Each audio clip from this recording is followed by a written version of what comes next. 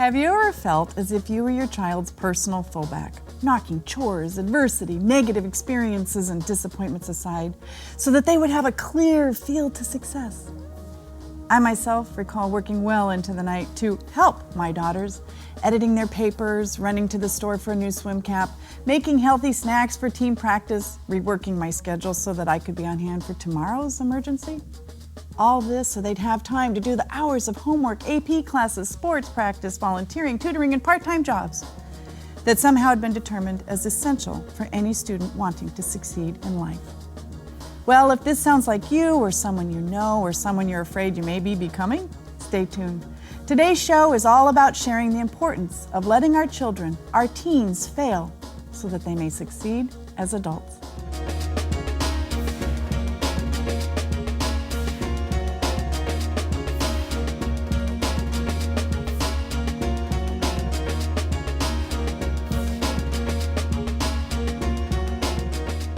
Brought to you in part by Nimbus Design. Hello and welcome to Breaking the Cycles, a show where we share valuable information to change your life. My name is Lisa Fredrickson, and today I'm going to be talking about the brain research and science-based answers that explain how letting our children, our teens, fail can actually help them succeed as adults. Now, in my defense and that of other parents, my daughter's childhood and high school years were far more complicated than anything I had experienced as a kid. And for that reason, I thought that what I was doing was being a good parent. Okay, so maybe I did go over a bit of times, but back in the day, prepping the SAT exam meant simply finding a number 2 pencil. Sports meant playing a season.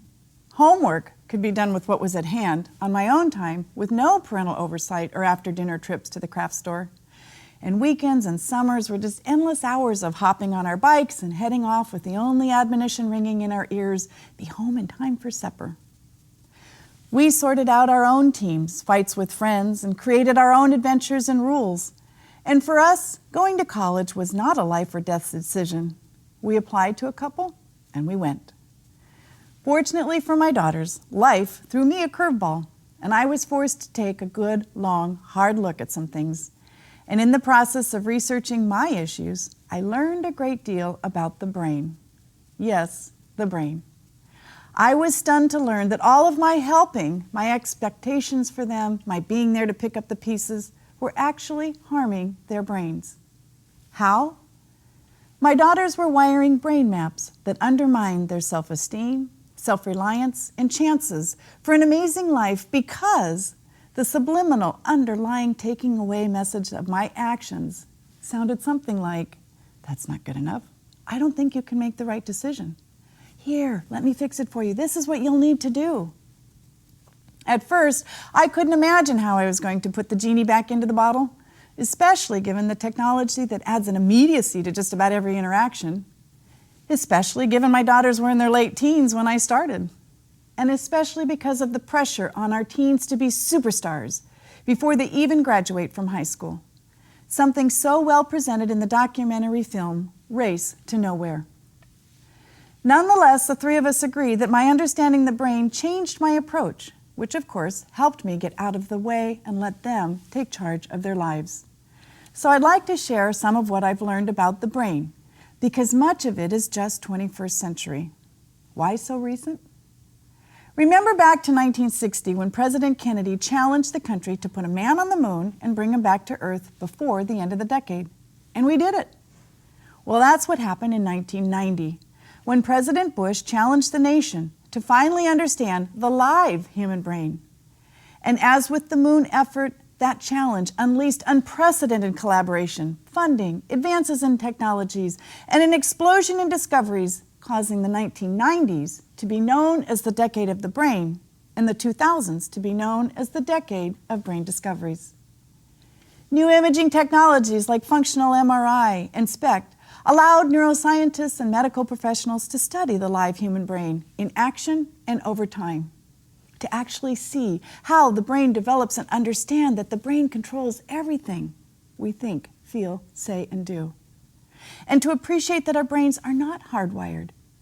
In fact, from birth to puberty, the brain wires trillions of neural networks. As the 100 billion neurons we're born with start talking to one another, and to and from the thousands of billions of other neurons in the body via the nervous system. This talking amongst neurons is called a neural network, and it's the neural networks in the brain that control everything we think, feel, say, and do. Think of it this way. If all of our brain cells were wired at birth, we'd come out capable of doing calculus, running marathons, driving a car, or whatever else it is we're capable of doing as adults. Instead, we are small, cuddly little infants capable of eating, crying, sleeping, smiling. You get the picture. As for the wiring itself, some of our networks are instinctual, meaning that they're wired into the species, like the drive to eat when hungry, to sleep, to fight or run when faced with danger, to reproduce. Some of our neural networks are by repetitive activation, like typing, playing a sport, driving a car, doing calculus, or singing opera. Either way, neurons that fire together wire together, forming embedded brain maps for everything we think, feel, say, and do. But back to the brain and its development. This is a 10-year time-lapse study of the developing brain. Just let the colors sink in. The darker colors to the right represent brain maturity, which means that something clearly changes from 12 to 20, and with new research showing it can continue through age 25. There are 3 key reasons for these brain changes. The first is puberty. Puberty is a time of extensive hormonal and physical changes that are hardwired into the human species to begin around age 12 to prepare the species to reproduce. Also occurring at this time is significant development in the cerebral cortex areas of the brain, the thinking part of the brain, the portions of the brain responsible for judgment, memory, learning from our mistakes, and the brakes on the risk-taking, pleasure-reward portion of the brain that's so active in teens.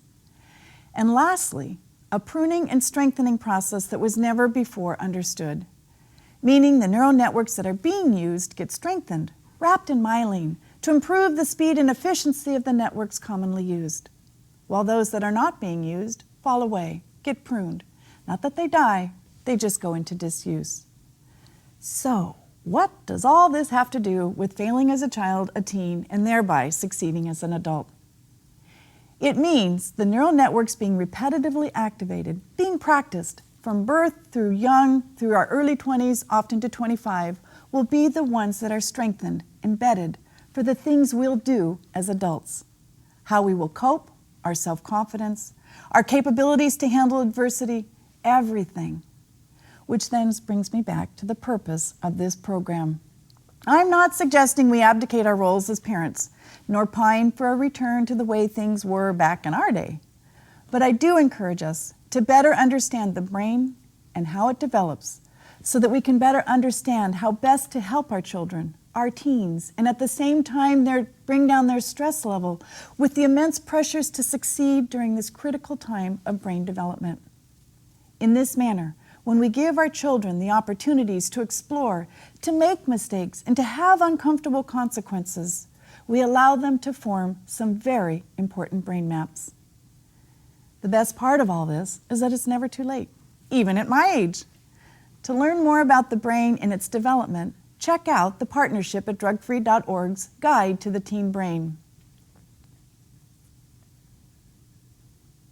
To better understand what this race to nowhere is about, visit their website and listen to young people share their feelings like these.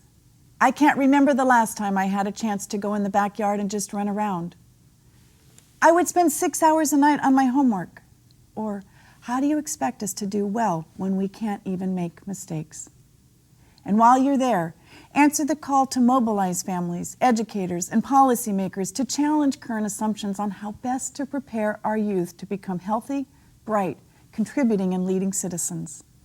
And lastly, look for a repost of this show at breakingthecycles.com, where you can add your voice to the conversation.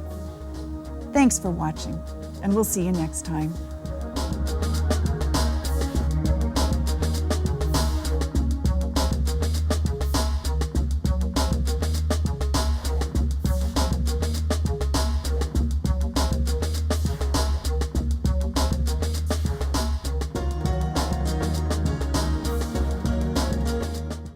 Peninsula TV is proudly brought to you in part by Nimbus Design, helping Penn TV, businesses, government, and nonprofits with their web technology and design needs. Nimbus Design combines art and technology to help businesses connect directly with customers, partners, and the public. Located in Redwood City, the heart of the Silicon Valley, they can be reached on their website at nimbusdesign.com. Nimbus Design, a proud sponsor of Peninsula TV.